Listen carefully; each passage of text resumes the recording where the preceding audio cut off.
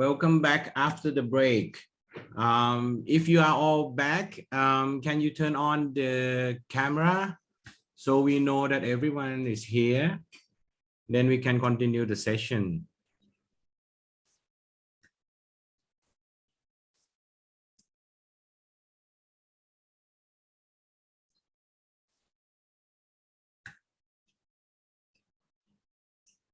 Okay, Ferdy, I got your notes.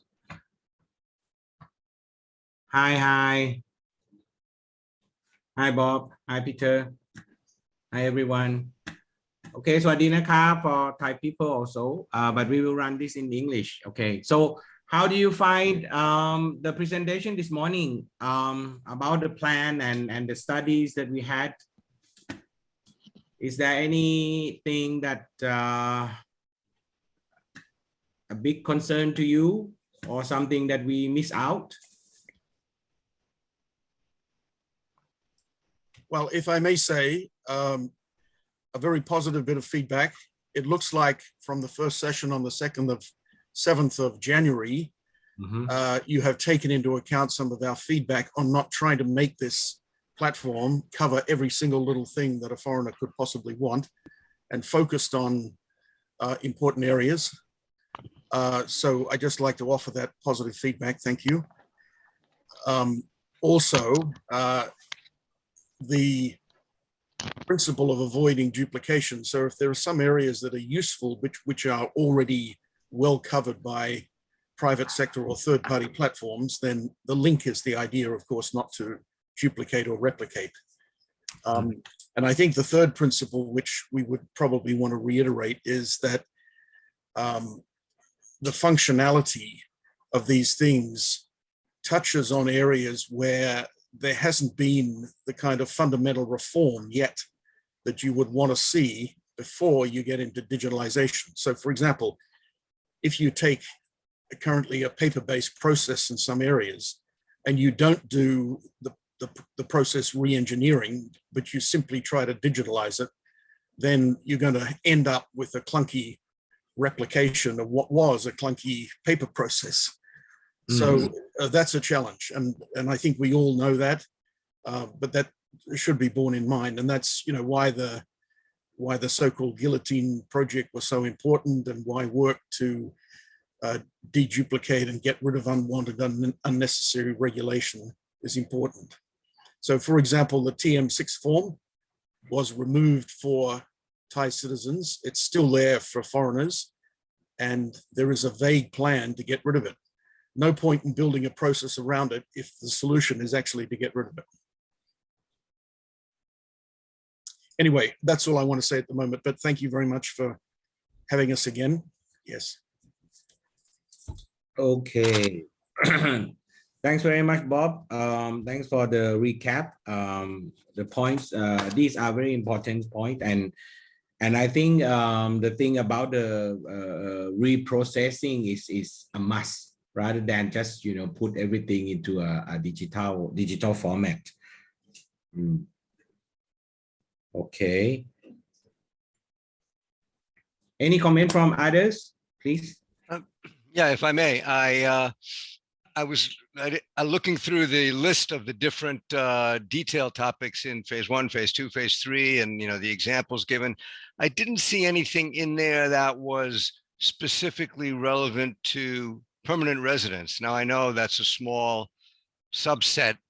Clearly it doesn't come close to the number of people affected by tourism or by various other long-term business residents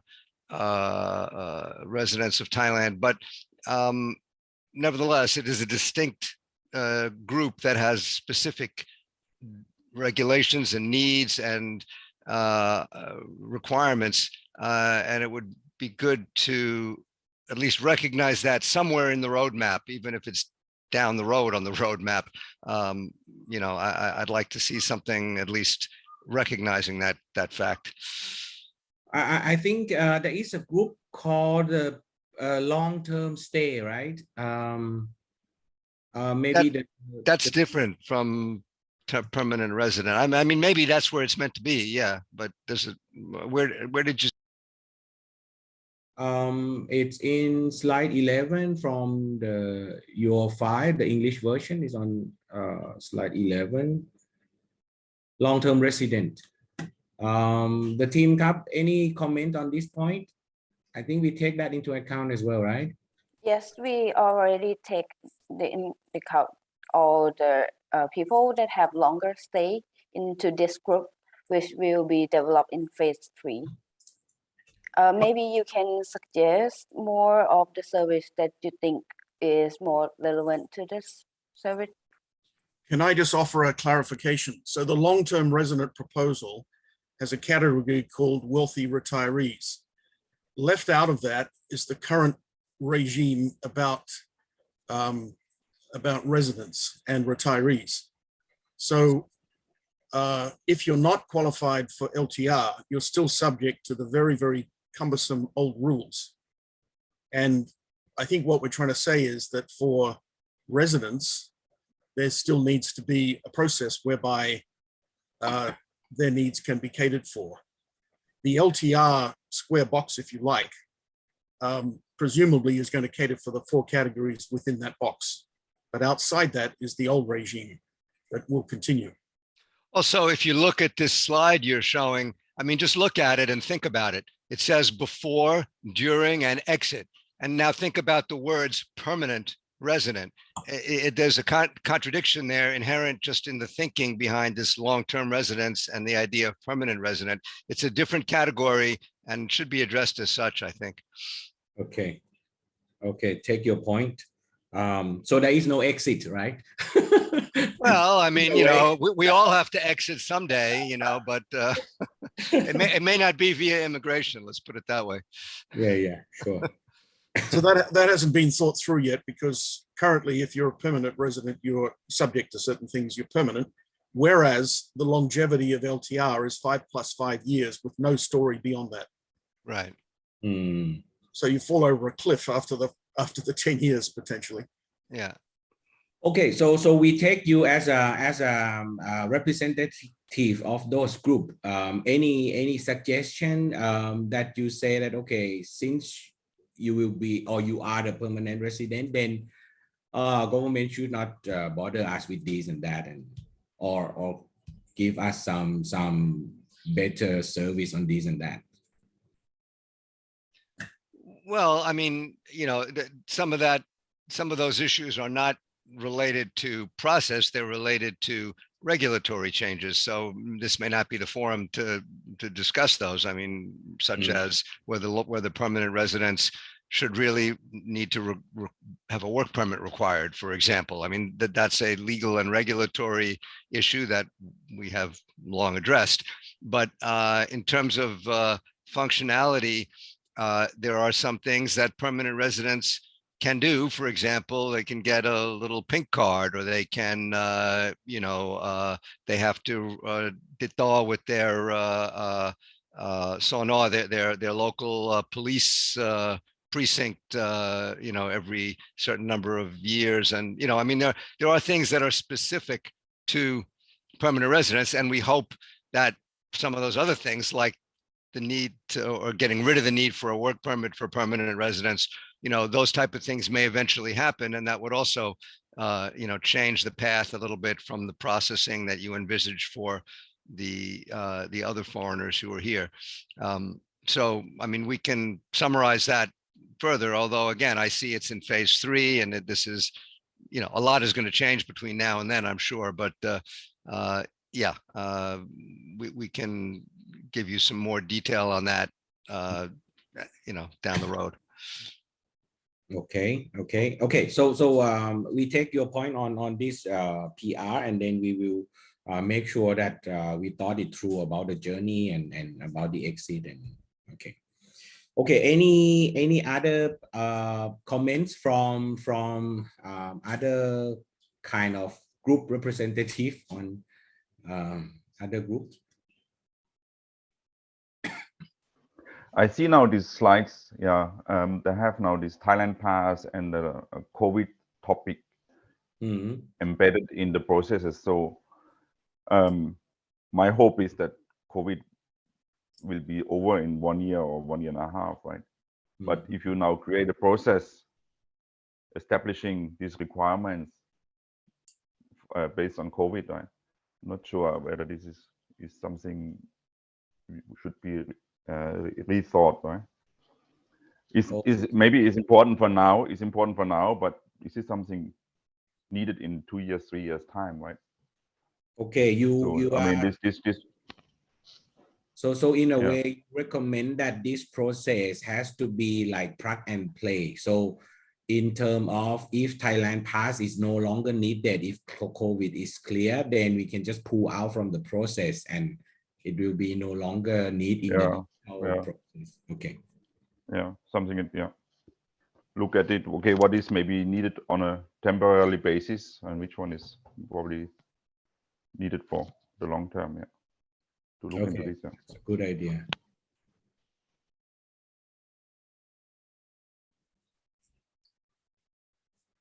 Thanks, Ferdy. Anything else? I see from TEA, the Thai Exhibition Association, if I'm not wrong, Kun Thalun. Yes, good morning, everyone. I actually come to join for this term, actually second time. First time I joined with a group of Thai people because I do speak Thai and read Thai fluently. So I just wanted to see how many, what the other Thai's version was and the English version were like. So this time I come into the second phase of the English. So I'm not sure what the purpose is quite clear. The project to do a central portal for foreigners who living in Thailand and also work in Thailand and also come abroad to visit to Thailand time to time. I'm based on an exhibition association in Thailand, which is representing a lot of business people who come to do a lot of trading, B2B, business to business platform. I think we did that. We call it a face-to-face business related, which is we've been disrupted by the COVID-19, unable to see each other for a couple of years now. We still strongly come into face-to-face to do our business in every country. And basically, Thailand has one of the very strong exhibition background on industry sectors, and some of them are like machineries, agricultures, and other lifestyle, digital, and others, food and beverages, things like that as well. So for this particular information gathering to have one-stop shopping, one-stop information for all foreigner requirement, I think for business is a different way of doing.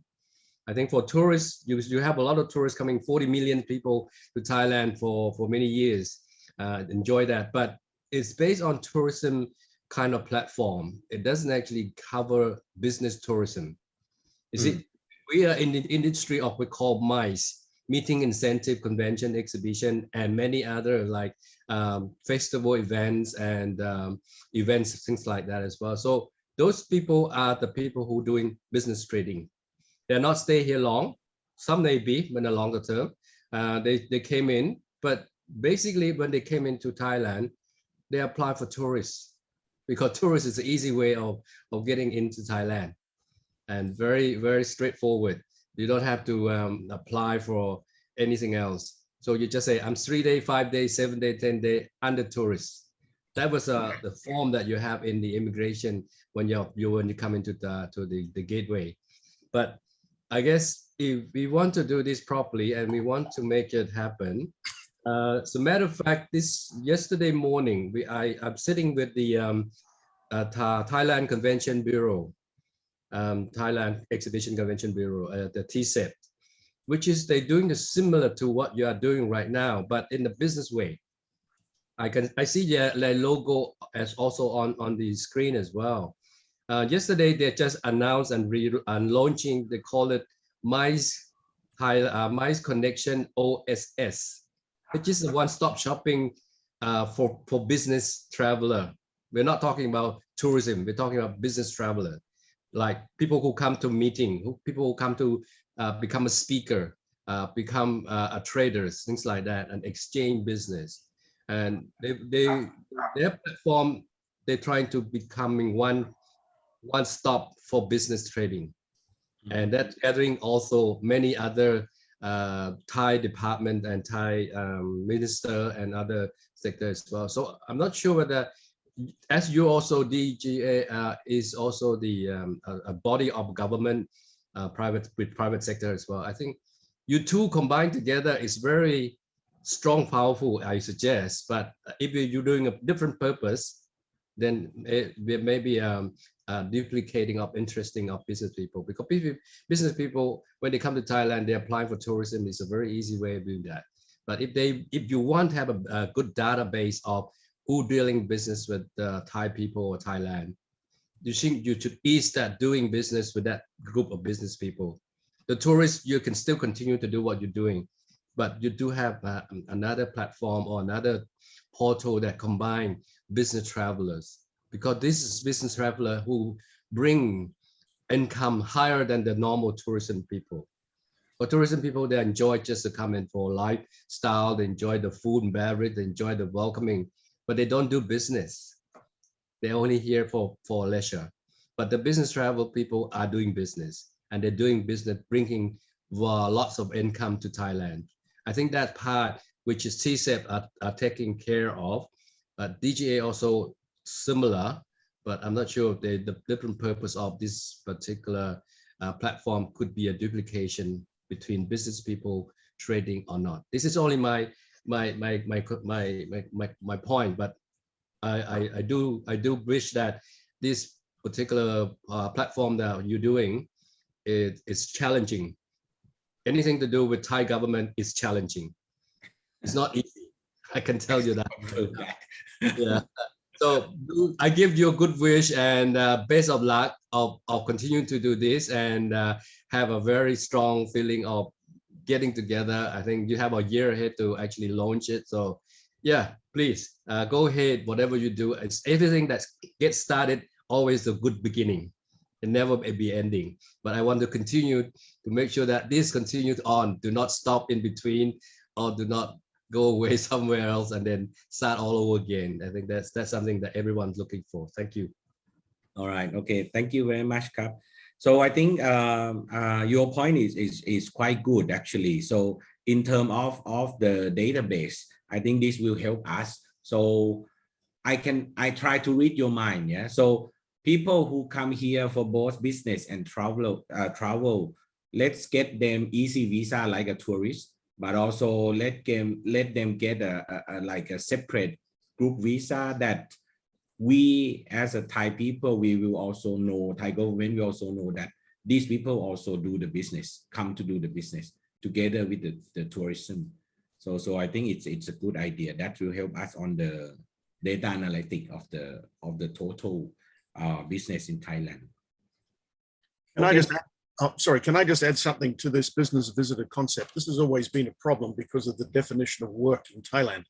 And the policy direction needs to be to enable short-term business visitors, whether they're attending MICE events or whether they're doing trade negotiations or investment decisions, et cetera, they should be able to come in very easily without any kind of need for a work permit.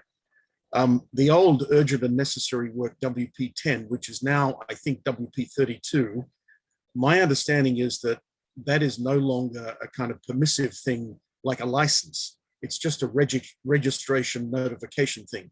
In other words, you simply file a paper saying, I'm coming for urgent and necessary work. I'm doing a kind of work, which is a little bit more than, say, a business visitor, but it doesn't need any other kind of work permit. So facilitating that kind of thing and thinking of the processes on how to support that will be good. The other thing is in RCEP, if you look at the chapter on free movement of skilled people, there's a concept of BV, business visitor. Now it's a framework agreement, so each member state has to specifically make commitments. But this is a great opportunity for Thailand to look at how to really support ease of movement of business visitors. So I just want to reiterate that because I think that's a really important area that was raised. Thank you. Okay, that's good. But in your view, the BV is like 3 days, or you're talking about 3 weeks? Well, the urgent and necessary work, the WP10, which I think is now WP32, was originally 15 days, if I'm not wrong, and I think you can extend it to 30. Okay. What we've always said is needed is a very simple business visa for 30 days. I think almost all other Southeast Asian economies have this, and it's almost like, just as from 56 economies coming, or 56 nationalities coming into Thailand, you can have visa-free arrival, but that's for tourism. Why not visa-free arrival for business? And you just tick the box and say, I'm here for business as a business visitor, and that's good enough. You know, you can be here for 30 days. That should be good enough. The WP32 is a kind of concession to the idea that you might be working rather than just being a business visitor. But, you know, speaking at a MICE event, etc., we need to get away from the idea that that is somehow working. It isn't anywhere else in Southeast Asia, as far as I know, so you shouldn't have to need any kind of work-related permission to speak at a conference.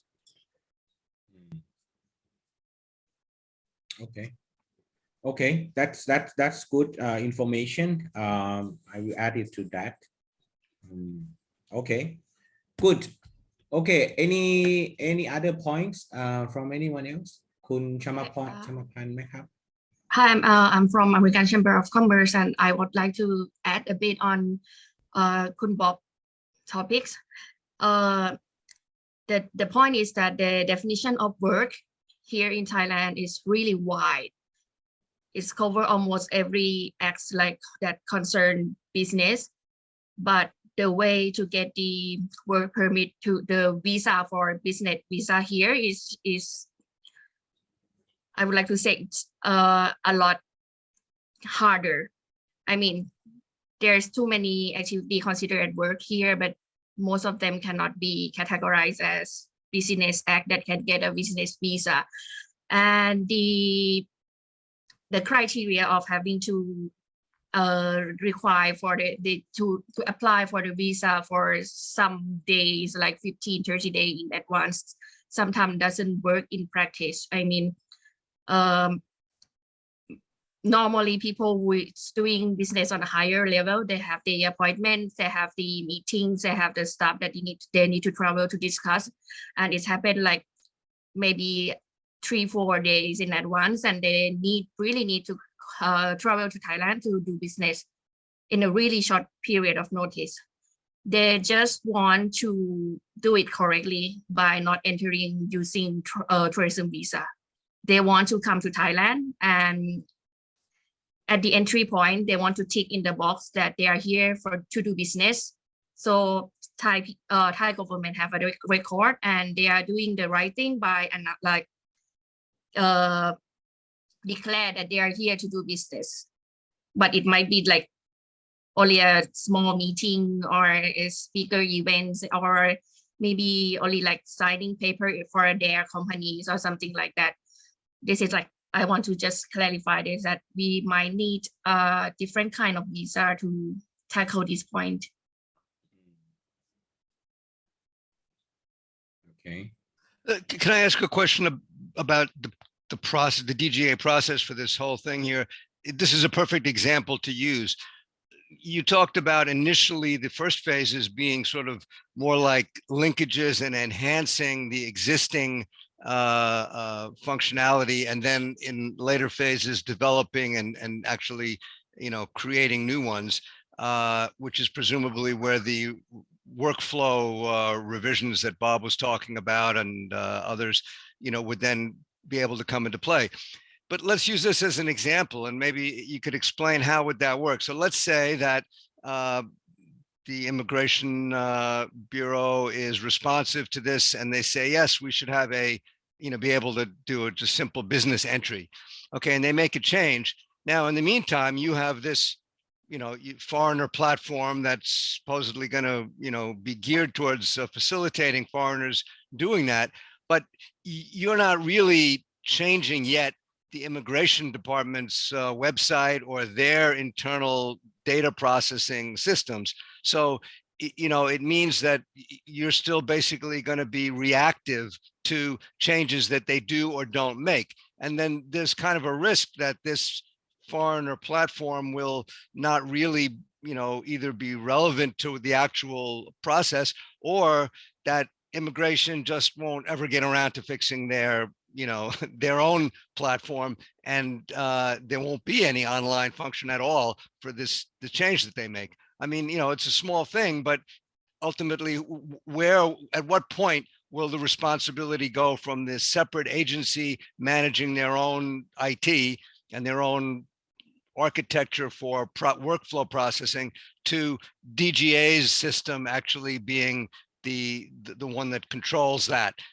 Is there sort of a point in your phase 1, 2, 3 where that transition will happen? I don't know if that was clear, but Beam Cup, is there any clear statement to declare now, or?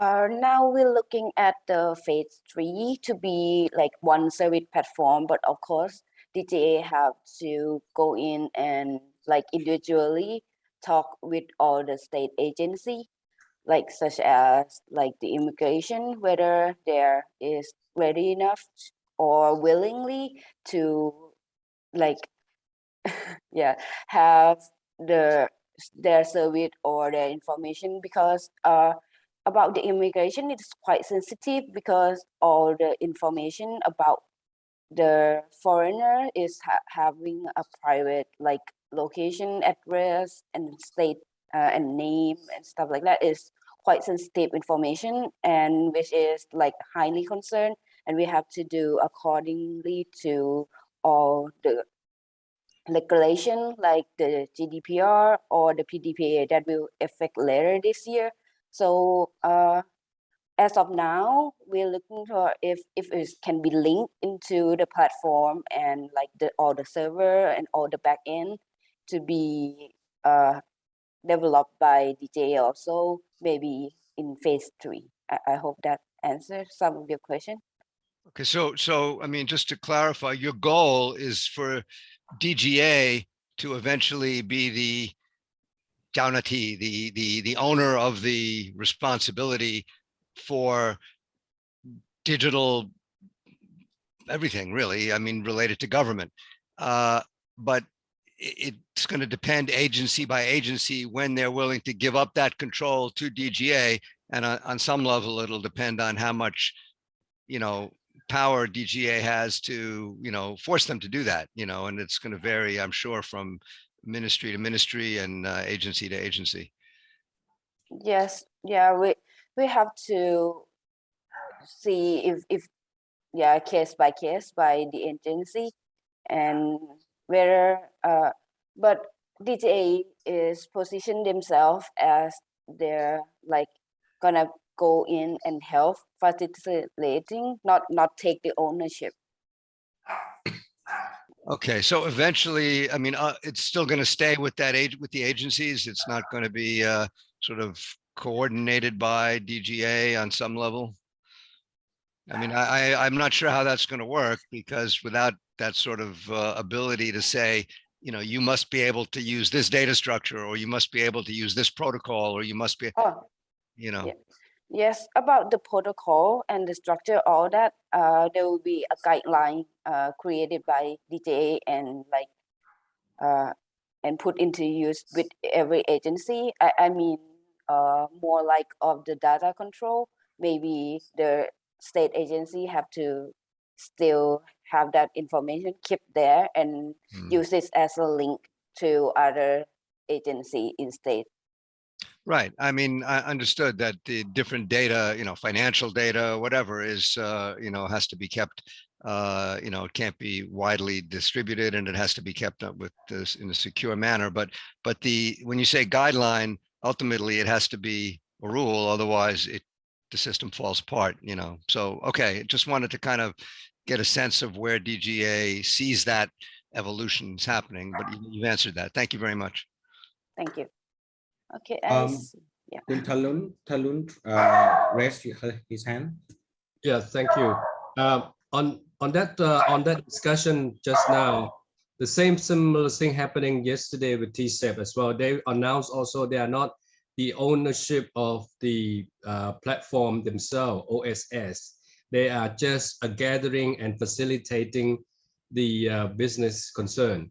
So at the end of the day, I think we cannot control government sector to have one-stop decision making.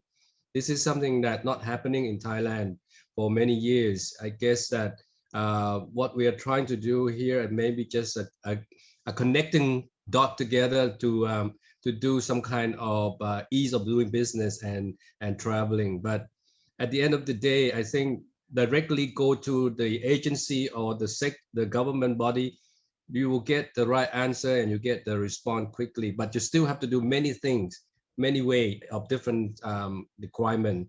So I suggest or maybe advise that if DGA and TCEP are discussing together in this point, maybe they can stronger build something to negotiate with the government sector, just similar like the immigration, the police department, the labor force, and the tax department, things like that, just to get a quick win on this particular one-stop shopping first as a running or pilot thing. I think that will give us some kind of idea how many government body will involve in, and if they agree to say that okay, this decision can be made on the DGA or TCEP, and then any other sector that's not involved business then will require just to do their normal business. And this is something I just thoughtful, but I think one DGA doing something, TCEP are doing something. At the end of the day, they have the same goal line, they have the same purpose, project, but then catering for many people who want to come to Thailand, but they will confuse themselves. If I go to TCEP, I may get something. I go to DGA, I get something. At the end of the day, you're still shopping around. So this is my concern that if we are doing something, we should do in one unit together. Government body, make sure that the other government concerned sectors can be involved in. But I'm pretty sure the tax, the immigration, the labor department are willing to have one decision maker or party to make sure that yes, you take care of it. We agree on everything. So sign MOU, all that kind of sector, that everything. If it comes through DGA or comes through TCEP, yes, it one stop. You don't have to go through all the other departments as well. So that's just my suggestion and concern. Thank you.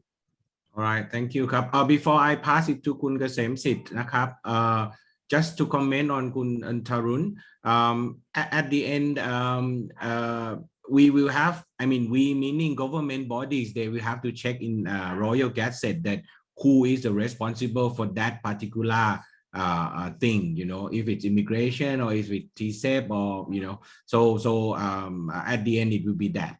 Okay. คุณเกษมสิทธิ์ครับเมื่อกี้ you raise your hand. Any comment? ครับขอบคุณครับ yes, I agree with some of the comments that are made here. And I think it's important to become a platform. So the way it looks to me, it seems like you're an aggregator. So you're just a page that links the other platform onto you, and you are just passing on the data. Why can't we design it so that you have the one-stop data? You can aggregate the data for health department, for the immigration department, for the tax department in one database, and then everyone else connect into you when people are traveling in. Instead of basically they're just going to this site and then they are this platform and then they are re-entering the different forms from the different department anyway. So yes, you put every form into one page, but doesn't actually simplify the process. So my recommendation is really to try and connect. I know there will be some boundary issues, some regulatory issues with different departments, but if you can already secure being the government agencies to aggregate all the data from the traveler at your point, and then let the other agencies connect into your system, because it will be the same data that you will require instead of you coming through your page and then they start to go into the different form that is literally a link to the different agencies and then fill in the different kind of data for different users. You should have one center data. The second point is there a way you should try and make this more flexible?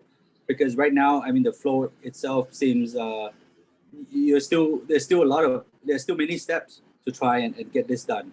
And then, yes, we come to this platform, and from this platform, we will have to go and fill out the healthcare, and then we have to go fill out the VAT, then we have to go out, fill out immigration, then we still have the 90 days. It's not actually making it convenient. And then if any agencies changes their regulation, this platform becomes obsolete. They're duplicating their work again. So there should be a way to first simplify, second become more flexible. Once this platform is set, it's always quite difficult to amend the process, especially with government process. Just my comment.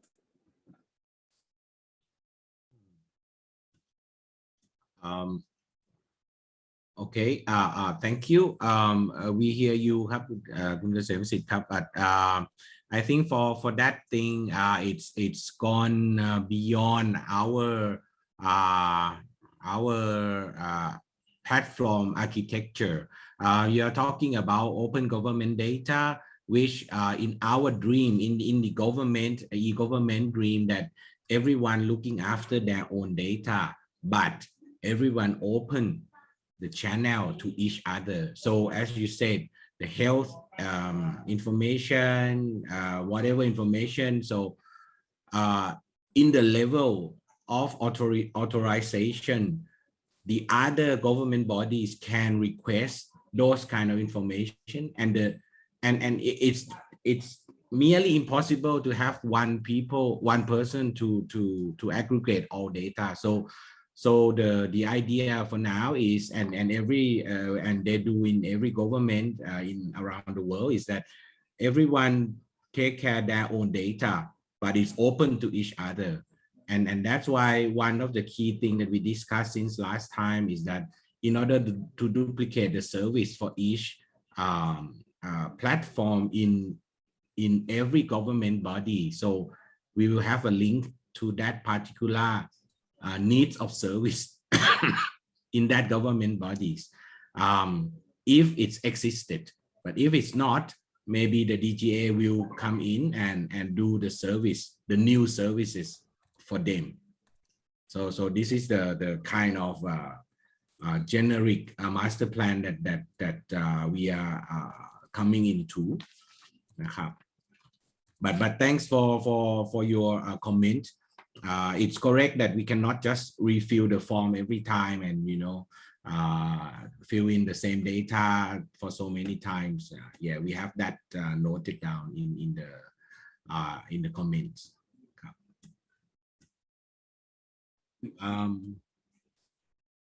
Anyone else that I haven't talked to? Oh, there is a note from Kun Nattini. Can you share more on your notes about the 90-day reports? Seem to be an issue for long-term foreigner.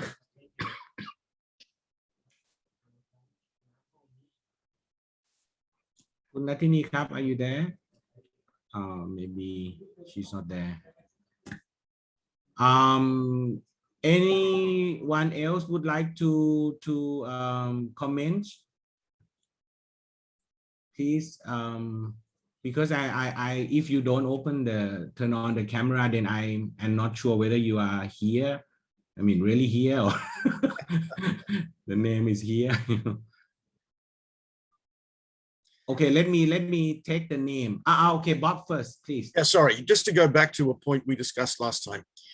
I think what all of us wanted to see, what we were cautioning about in the first place, a special platform for foreigners where it wasn't necessary. So for example, if we had the roadmap towards a fully digital government, then there are ways in which all user groups, citizens, foreigners, and others can access it. and you don't need to have a separate portal for foreigners.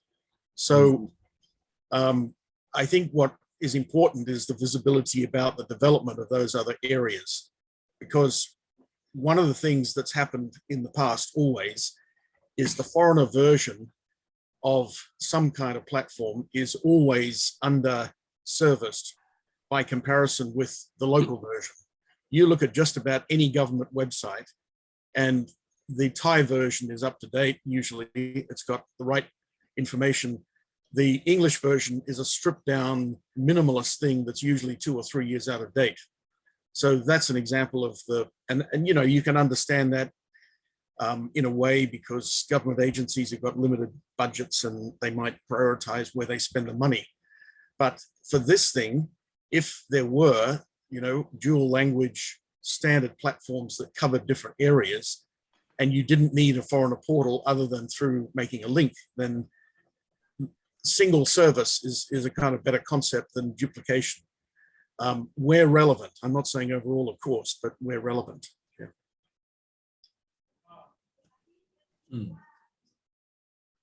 Okay, understood. And I hope that at the end we come to that point, because it would be more easy for everyone.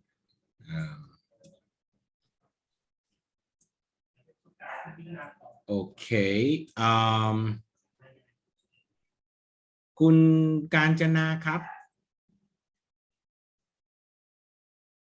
อยู่ไหมเอ่ย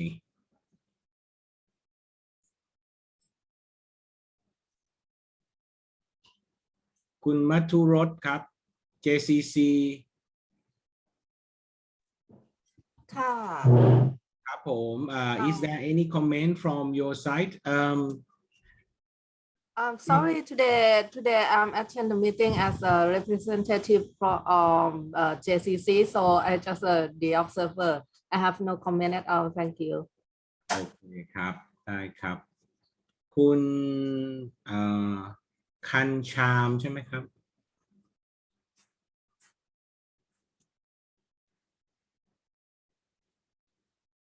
How about Alan? Are you there, Alan?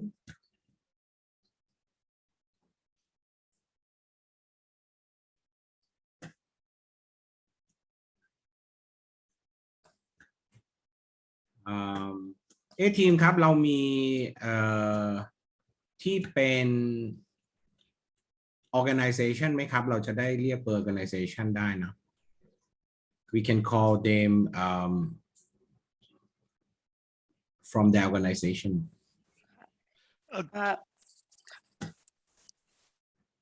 Can I make I table a request here, which is that this is a long-term process and you're going to need lots of user acceptance testing and input and feedback loops on the development as it all goes through. Can I strongly urge or request that you get you include people from the different segments of the foreign community, be it, well, tourists might be hard to do this with, but you know, people who are business residents, you know, long-term residents, people from different industries, but foreigners, specifically foreigners, be involved in the user acceptance testing and in the sort of input and sort of feedback loop during the development phases of any of these platforms or applications at any of the phases, because really it is a foreigner, you know, one platform for foreigners, and it would be a little bit, you know, I don't want to say silly, but you know, kind of obvious that foreigners should be included in the process of testing and development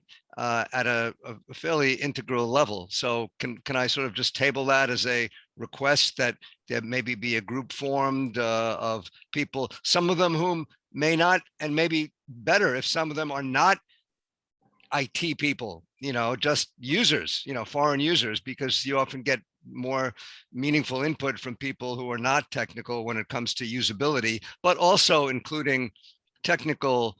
We have a lot of really good, you know, Thailand has a lot of really good, smart, technical Farang, who work and live here, and just getting them involved, be it via chambers of commerce, via industry groups, via, would be really helpful, I think, to enhancing the ultimate usability of the platform, not to mention maybe speeding up, clearing up bugs and, before they get too entrenched. Mm-hmm. Okay, thank you for that. Yes, we have the whole list. Unfortunately, some of them may not be able to join today. We have almost all the Chamber of Commerce in the list. We have the vendors like Ferdy is from Nokia. We have invited someone from like academic as well, and also recruitment as you, Peter, and also others in the list. But okay, we will we may have to add on to more on this one. I'm not talking about for this type of a engagement where you just have sort of a focus group. I'm talking about people who are actually part of the process. UAT is user acceptance testing is part of the development process. It's a job. I'm not saying you have to pay people to do it. Foreigners would probably be happy to contribute their time to development of this. But not just at this level, but on a next level to be actually part of the development flow. I think it would be quite useful. Yeah, that's a good idea too. Yes. Okay, Kun Tarun Kap. Yes. Just add on to that, Kun Peter, I think it's a good suggestion, and it's actually put the user to the right people to do it. But the other side of the user as well, the facilitator or the sector, the agency who providing the services, they must have also the require of the resource themselves, whether they be able to answer or to connect it or to help out or something like that. So user can use, but then the other side did not understand what they've been doing, then it's no use either. But so I think we have to look at two ways. The one who providing the service, how much are they understanding of what they're doing, and how are they facilitate their services to the user. And then the user have to understand friendly user, really, not just going click, and then you stop somewhere in between, say, oh, I don't understand what they mean by that. So the platform digital must be very user-friendly. Otherwise, it's just confusing to do the same thing in the paperwork anyway. So actually, you're just transformation, the paperwork load into the digital era, make it more simple. But then the era simple of the digital have to be really easy, friendly user. Otherwise, it's just not going to continue to work well. But been doing the testing, doing the development, I think that's a good idea. Continue to do so. So I hope that Time Consultant will probably planning for DGA to make sure that this process continue to do at the all time, at every moment of time to developing, enhance that. So don't stop in between, say, oh, okay, DGA do not have more financial backup to help develop more, and then you will stop in between, and then they will have to find some financials to back up that. But so all the way through, you should have all the finance planning to do all along the way. So the enhancement, make a better way, or improvement, database, or other service changing. So it's a lot of work to do, because if you're not centralized, there's no one look after it. It's just going different hand, like Octopussy, like the so many way of going out, and then nobody else actually sitting there and monitoring through what has been updated, what has been developing new terms, new regulations, things like that. So yeah, there is a one party need to be involved in and to monitoring, and to be a centralized. Otherwise, you become decentralized and everybody do the same thing. So that's my concern. Thank you. Okay. Thanks. Okay, so let's talk about okay, we have commented on what we plan and what can it be. How about if this gonna be the real one platform for foreigner, is there any new services that you guys like to have added onto that platform to make your life easier here?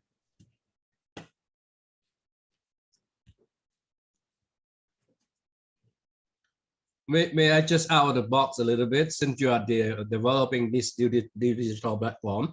I'm looking at the next level of AI presenting all department to answer all these questions. If you have all the database put into the AI and AI can answering to that.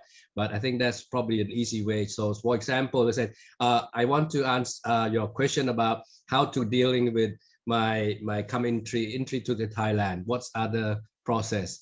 Then AI may be able to say, okay, you must do this in a step, and then you can access through. And that's I'm looking at development further in the future, and then it becomes something more advancement in other country. I'm not sure whether that's happening in other country. Not you represent in the main room. They said about Denmark and New Zealand. I think those two countries are less population than Thailand has 76 million people, but we do have more people in Thailand than those countries, but they're developing very fast because they're not more population and in that area.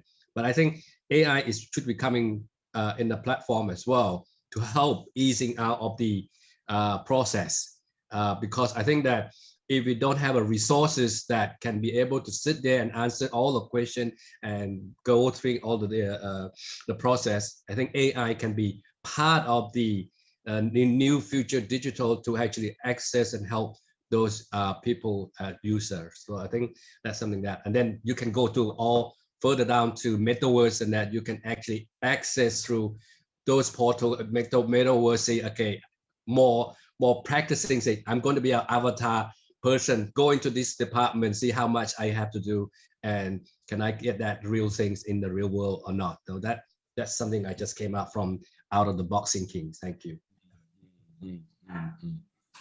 Very nice idea indeed. It's not going to be easy, but it's going to be very nice if we can come up with that. But okay, let me take a note in there. Yeah, for the new services. Something that I know you've addressed, but it's very important from a perception point of view is security of data. There's a maybe misplaced sense that many people have that or they're not sure, let's say an uncertainty that data that's shared with the government will remain secure, especially if it's proprietary to a particular business function, or obviously personal information is PDPA and all that. But it's not necessarily that they think somebody in some ministry is sneaking the data out the back door, but that the government platform itself be secured from hacking and from other ways in which data could get exposed, as well as, of course, there is the potential in any country for bad actors. But to the extent that this message can be continually hammered home, you'll get more buy-in. The whole concept of the trusted internet, the idea that this is a platform that is there for facilitating and helping, and that all parties are very aware of the importance of protecting data and not having it just float around to 10 different places. And a lot of it is just PR and constantly hammering that message home. But if you want buy-in from everybody, you really need to make sure that not only that it's actually happening, that it is secure, but that the message is being put out there. So I would just encourage that to be part of it at every step of the way, that any communications about the development include that as being a fundamental concern and consideration. Okay, that's a very good point. Yeah, it should be behind all the platform that we are doing.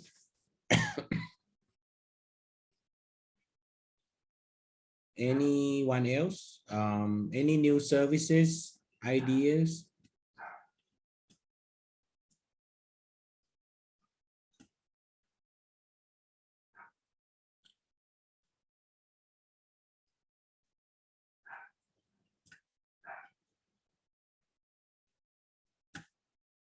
The team have any other points that I miss out?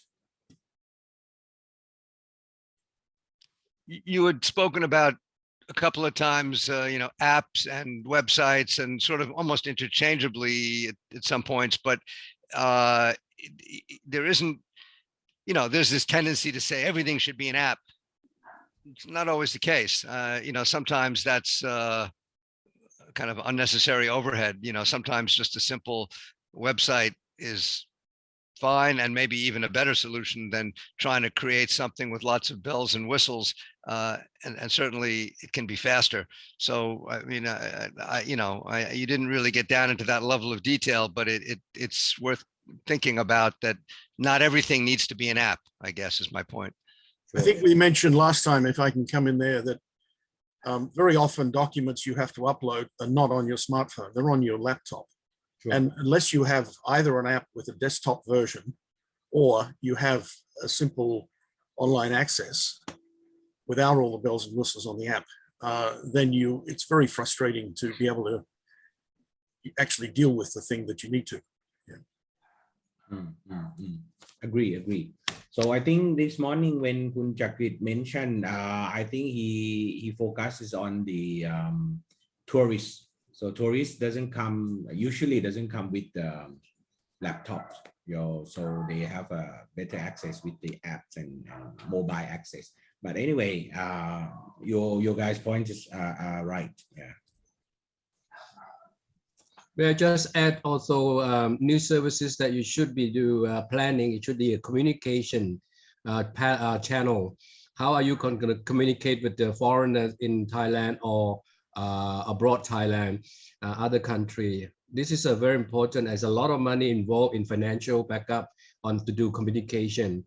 If we only discover that we only have a platform and sit there and nobody actually talk about it, do something about it, and no planning for communication further, I think that's the whole project. It just be just sitting still there. So I guess my other service to add on is just that more communication, because we have a lot of channel that in the digital way of doing things. I think that's something need to be reconsidered, and also planning for doing after your project has been going further to 100% launch, things like that. I think that's important, that who's going to do this communication services, because if DGA putting together, then DGA must have to have financial backup, how to communicate to foreign sectors in Thailand and then outside of Thailand as well. So that's my other services that should be concluded into this particular project too. Thanks.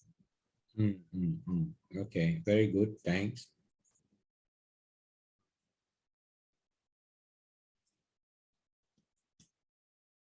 Okay.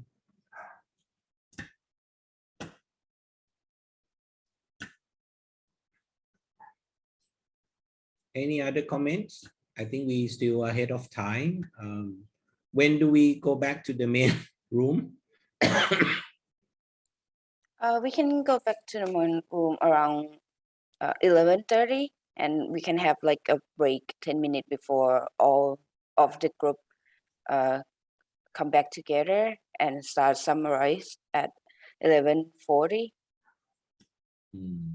But this is I'm a bit concerned, if we have to summarize for 5 rooms and we have 10 minutes, I'm not sure whether we can finish that. Okay, I will tell. Please check with the other team also. See whether other rooms they are done, so we can pack up. Okay, a moment please.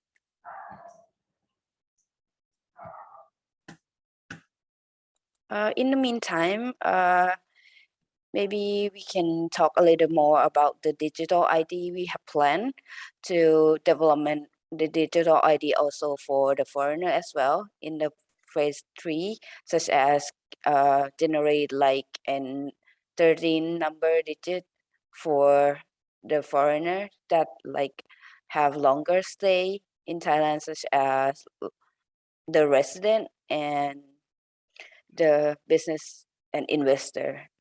Maybe you have more comment on that also.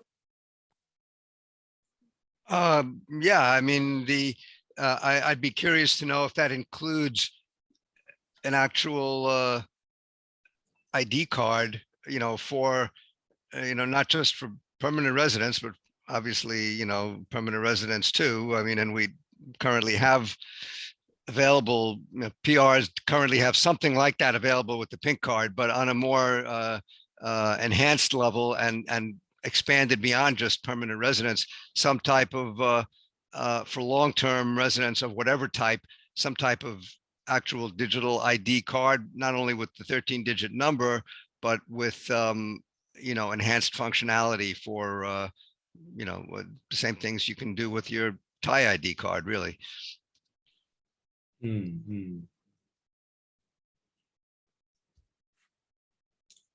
Okay.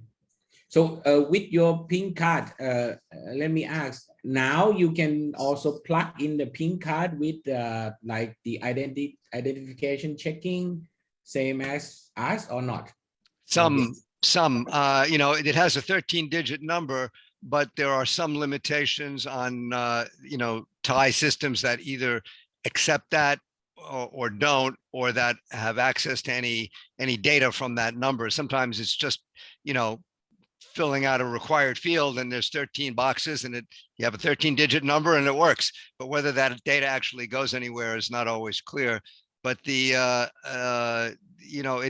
it serves as a, I don't know. I mean, it's almost like a badge, if you want to think of it that way, that, when you go somewhere and someone sees it, a bank, a company, whatever, they sort of recognize that you have some local standing, and it makes it easier for the clerk to fill it in because there's a 13-digit number. So they're comfortable with that.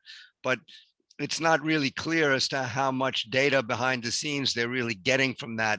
And I have no way of knowing because, again, this is, where does that data reside? When I got my card, obviously that's immigration and my local my local district office are the ones that are involved in that process. But, does the revenue department or whatever? Okay, yes, ultimately it identifies me in Thailand, but in terms of actual functionality, difficult to say. Okay. Yeah, may I just add to Peter? I think I have the same card, the same pink card. It doesn't actually help me with any daily life or identify me as a foreigner or as a Thai citizen. But I think the purpose of this pink card came out was just for the CLMV labor force, that's to make sure that they are working in the area of manufacturing, things like that, but doesn't actually give a very much more broad range of foreigner who actually live or working or a work permit or any residency. So just identity that I am living in this particular location. It doesn't give me a tax background either. I have a tax number which I pay every year, back or return back, things like that, but it doesn't say the same number. So Really? they will recognize me as a foreigner, but it doesn't give me a tax number on my card. This is not a tax number. In my case, it is actually. I don't know why yours would be different. Maybe because of, you had a different tax number before. I mean, when they made the change, they used to be, the revenue department had even for Thais had a different ID number, for tax. And then they kind of changed that to say that your national ID number, for Thais is your same as your tax ID number. And they made that transition quite a while ago. But so for me, I mean, I've had permanent residence since '99, and my ID number is my tax ID number also. It's the same number. It's also on my driver's license for whatever reason. But I don't know, again, behind the scenes, how much data sharing actually goes on via that number. I found that it does, as I said before, I think it's just the ease of use or the comfort factor for clerks to be able to fill in a 13-digit number. If I go to the bank, they're happy to use that for their, when I make a deposit and they want some ID, they're happy to use that. No one's ever going to look at it, but okay, they can tick a box. So I think on that level, it is useful in day-to-day life, but I agree, there's probably not a lot of data sharing. Yeah, on the same with your license card, actually saying your passport number, it doesn't give you the 13 number. On mine, it gives me the 13-digit number. It doesn't give me the, but then again, I've had my license for forever, Yeah, mine's about 30 years ago. Yeah, same.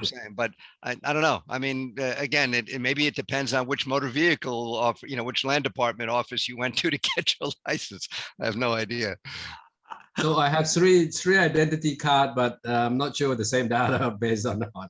So that's something that we should concern about foreigners, you see, because since you arrive in Thailand first, you just step down first time in Thailand.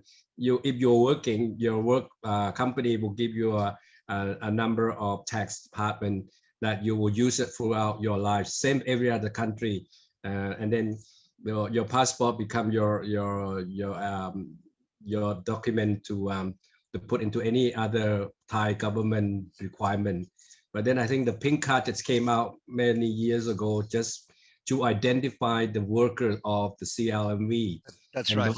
The Cambodia, Laos, Myanmar, and Vietnam, that sort of thing. But I think it doesn't actually belong to a business foreigner, I think like that. So that's why I think the Department of the Ministry of things like that, you may be able to look into, if we're going to do a foreigner's identity properly, maybe looking at what others available in the market right now and gathering, and then perhaps do a summary on that, and then offering a new particular ID card for the foreigner who have so many different category, working permit or residential or permanent residence, things like that. I think that's a good idea for foreigners to offering that to the foreigner to Thailand. I think many other countries do that, and they welcome other foreign people to stay in their country longer time and spend more money and involve in business as well.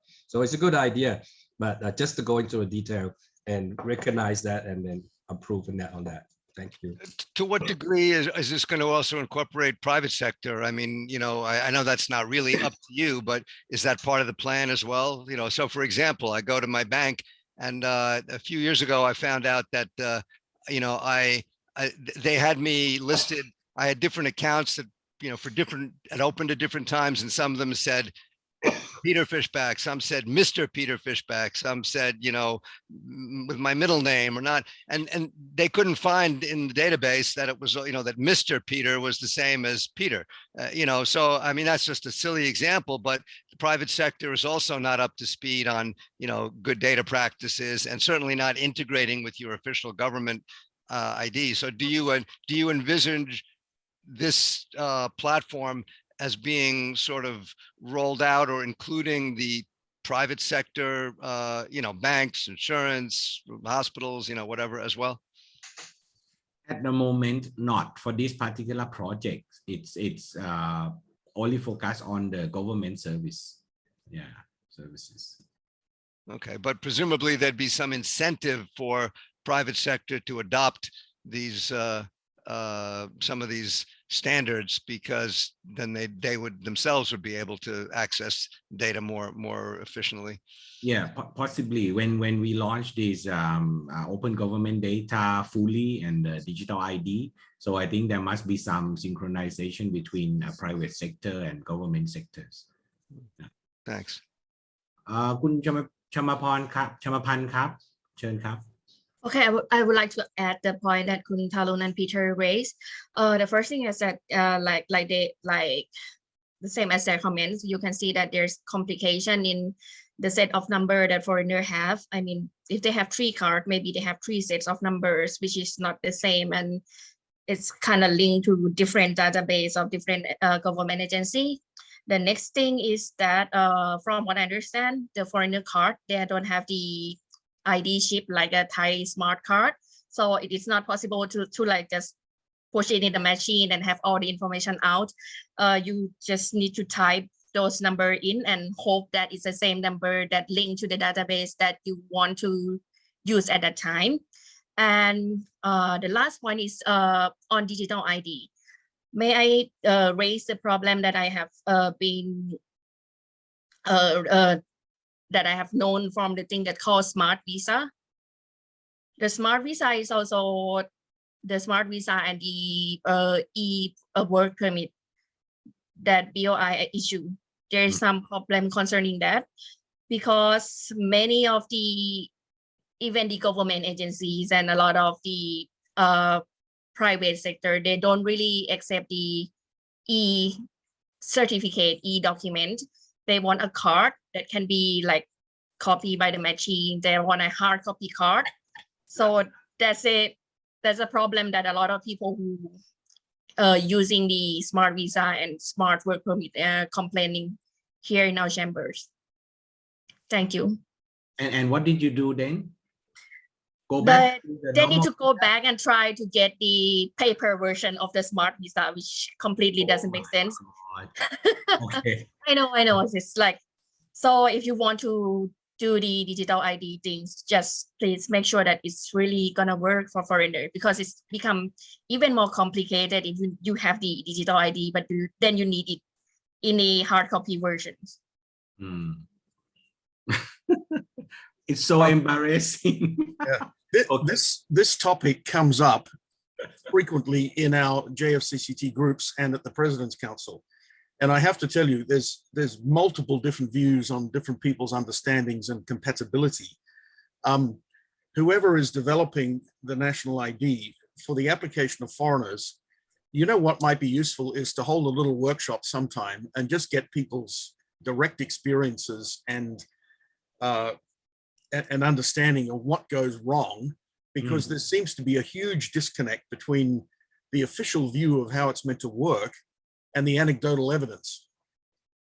And one way to deal with that would be, hold a workshop. And certainly, if it's useful, I can be a conduit to help to set that up. If you would like to look at something like that, it could be quite useful. This comes up in when we have to fill out the Thailand pass, and then moving on from that onto the related topic of uploading digital vaccine certificates and this sort of stuff. The concept of identifying foreigners comes from, in the way it's developed, multiple databases with incompatibility.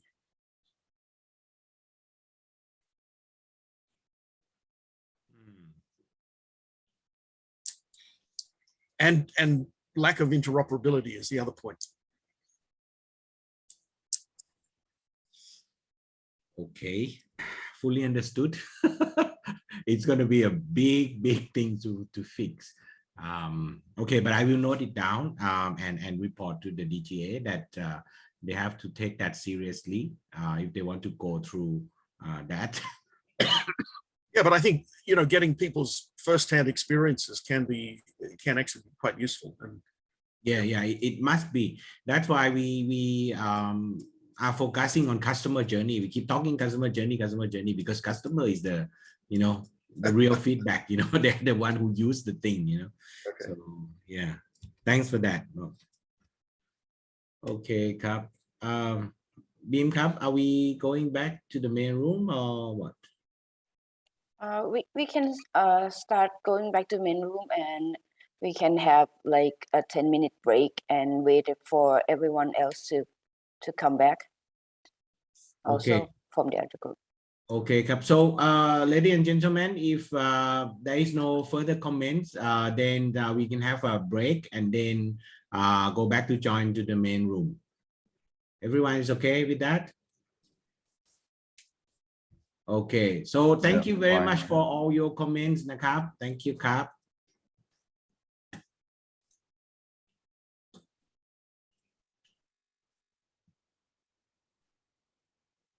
Tanakan, how to go back to the main room? If you click on the right, lower right side, you have a leave room. Okay. I will Then invite this will everyone back to the main room also. Yeah, you Okay. can do. Yeah, our team can pull us back in, or we can click the leave breakout room. Don't click the leave meeting, na. Leave breakout room.